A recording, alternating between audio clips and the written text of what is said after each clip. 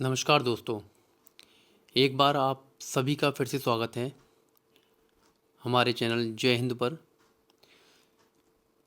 अब हम फिर आगे विस्तार से चर्चा करने के लिए आगे बढ़ चुके हैं चाणक्य नीति के ऊपर, चाणक्य के लिए।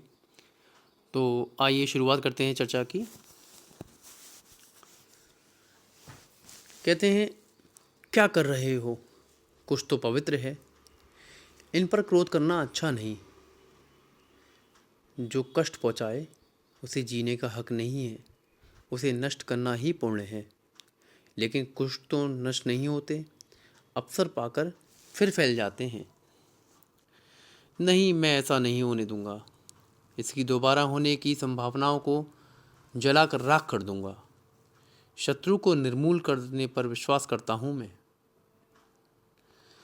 बालक के पैरों में कुश नामक घास चुभी थी, अतः उसने कुश को ही निर्मूल कर दिया। खोद खोद कर उसकी जड़ों को में मट्ठा मिलाकर बची कुची छोटी छोटी जड़ों को भी जला दिया। योग्य आचार्य ने बालक में छिपी हुई संभावनाओं को सहज ही पहचान लिया।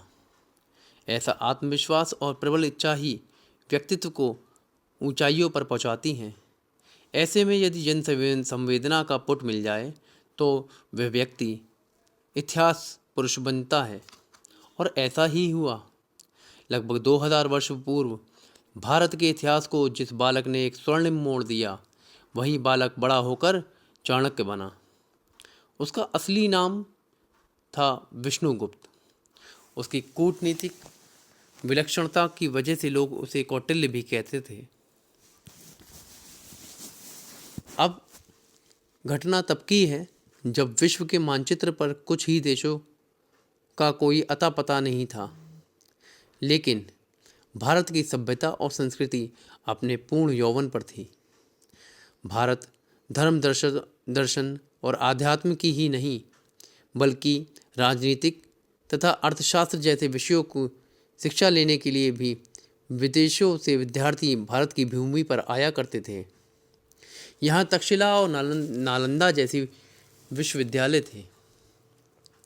आचार्य चाणक्य तक्षशिला में राजनीति और अर्थशास्त्र के आचार्य थे। भारत की सीमाएं उस समय अफगानिस्तान से लेकर वर्मा तक तथा कश्मीर से लेकर कन्याकुमारी तक फैली हुई थी। उस समय भारत सोने की चिड़िया कहलाता था। विदेशी आक्रांताओं को भारत की समृद्धि खटक रही थी, लेकिन उसमें हिम्मत नहीं थी कि वे हिंदुस्तान के रण बांकरों का सामना कर सकें। अंततः विदेशी आक्रमणकर्ताओं ने दान और भेद की नीति का सहारा लेकर मगध के शासक धर्मनंद की कमियों को पहचान लिया तथा उसे अपने पास में कस लिया। वर्तमान के पटना तथा तत्कालीन पाटलिपुत्र के आसपास फैला हुआ पूर्व उत्तर की सीमाओं को छूता हुआ एक विशाल और शक्तिशाली वैभव संपन्न राज्य था मगध। मगध के सिंहासन पर आसीन धर्मनंद सुरा सुंदरी में इतना ज़्यादा डूब चुका था कि राज्य कार्यों को देखने की उसे फुर्सत नहीं थी। वह दिन भर मौज मस्ती में लगा रहता था और प्रजा पर अत्याचार करता था। जो भी आवाज़ उठाता उसकी आवाज़ को कुचल दिया जाता था। चाणक्य के पिता चाणक्य को भी जनहित में उठाई गई आवाज़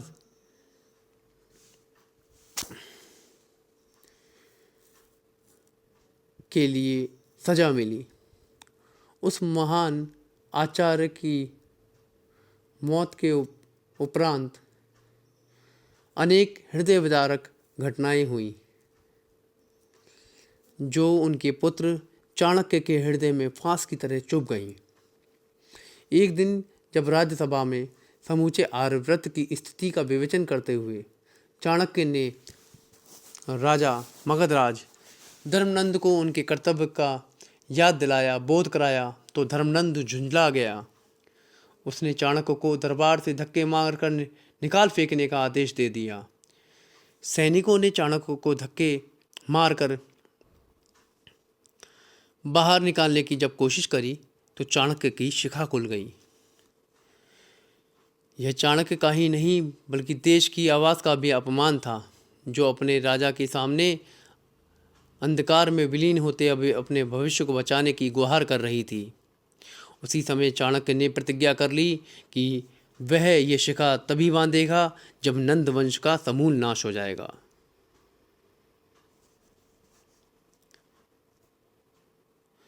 चाणक्य ने अपने लक्ष्य को पूरा करने के लिए एक बालक चंद्रगुप्त को चुना। चंद्रगुप्त में छिपी हुई संभावनाओं को चाणक्य ने एक एक करके तराशा। सोचे हुए कार्यों को मूर्त रूप देना चाणक्य के लिए आसान नहीं था। मकदूनिया के छोटे से प्रदेश से सिकंदर नामक आंधी की गर्त भारत की सीमाओं पर छाने लगी थी। कंधार के राजकुमार आम्भी ने सिकंदर से गुप्त संधि कर ली थी।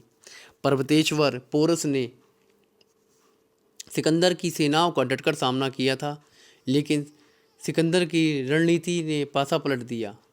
सिकंदर की ओर से बाण वर्षा से घबराई पोरस की जुझारू गज सेना ने अपने ही सेना को रौंदना शुरू कर दिया।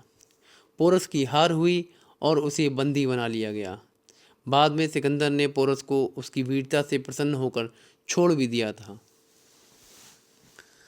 पराजय के बाद में आचार्य चाणक्य की देखरेख में चंद्रगुप्त ने अपनी सेना को संगठित करने और उसे तैयार करने और युद्ध की रणनीति बनाने में पूरी तरीके से लग गया।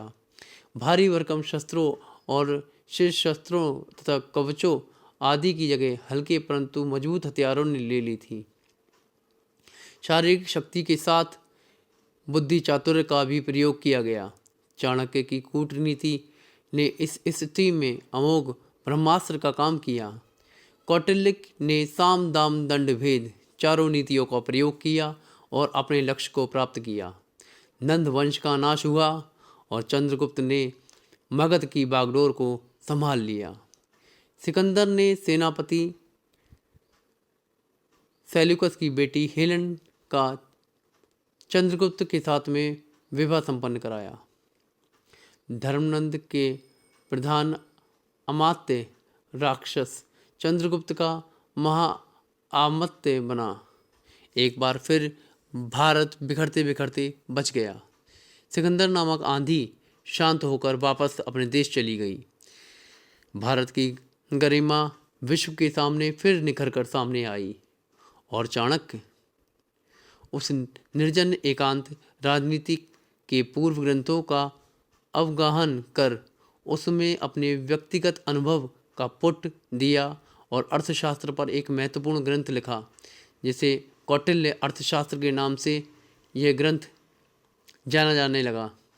यह ग्रंथ राजा राजकर्मियों तथा प्रजा के संबंधों और राज व्यवस्था के संदर्भ में अनुकरणीय व्यवस्था देता है। कुछ विद्वानों ने चाणक्य की तुलना मैकियावली से की है, लेकिन भारत के प्रथम प्रधानमंत्री जवाहरलाल नेहरू ने इस बात से सहमति नहीं की थी। उनकी दृष्टि में चाणक्य की महानता मैकियावली सामने काफ़ी अदने हैं। चाणक्य एक महान अर्थशास्त्री, राजनीति के वेत्ता और कूटनीतिज्ञ होते हुए भी महात्मा थे। वे सभी प्रकार के भौतिक उपाधियों से परे थे। इसी कारण कामंडकीय नीतिसार में विष्णुगुप्त के लिए ये पंक्तियाँ लिखी। नीति शास्त्र अमृतम धीमार्थ शास्त्र महो दधे समुद्र दधे नमस्तस्मे विष्णुगुप्ताय वेद से। जिसने अर्थशास्त्र रूपी महासमुद्र से नीतिशास्त्र रूपी अमृत का दोहन किया, उस महाबुद्धिमान आचार्य विष्णुगुप्त को मेरा नमन है।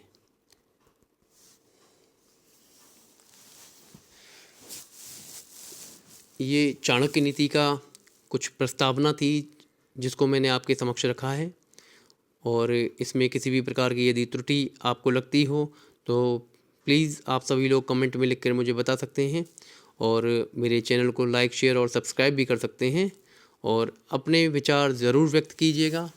धन्यवाद। आगे इसी प्रकार से चाणक्य नीति का जो ये ग्रंथ है चालू रहेगा। आप और हम लगातार मिलते रहेंगे, बात करते रहेंगे। धन्यवाद। आज के लिए नमस्कार।